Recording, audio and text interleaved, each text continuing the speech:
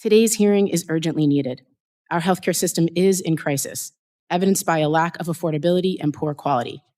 Every person in the United States should have high-quality healthcare that prevents illness, allows them to see a doctor when needed, and keeps their family healthy at a price they can afford.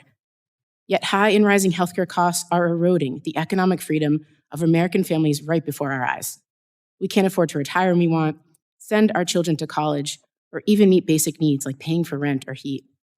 Almost half of all Americans forego medical care due to the costs. A third say that the cost affects their ability to secure basic necessities like buying groceries. And over 40% of American adults, 100 million people, face medical debt. The U.S.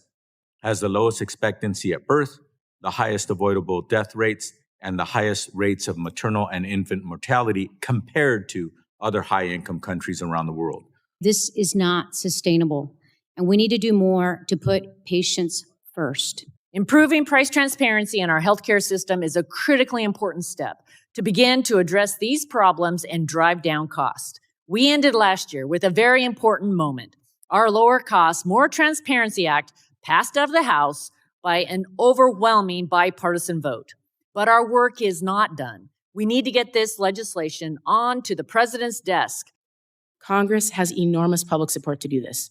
Nearly 90% of voters want Congress to act to reduce hospital prices, including 95% of Biden voters and 85% of Trump voters. We have to look underneath the hood of what's driving those expenditures and driving the increase in costs. And we know that there are major drivers, major corporatization of healthcare, from drug pricing abuses to hospital pricing abuses to abuses in Medicare Advantage and coding abuses that's driving up the underlying cost of care that are important areas for this committee to continue to talk about. This is a national scandal. We urge this committee to continue working with your colleagues in the House and Senate to stand with the American people and enact legislation to stop pricing abuses driven by big healthcare corporations.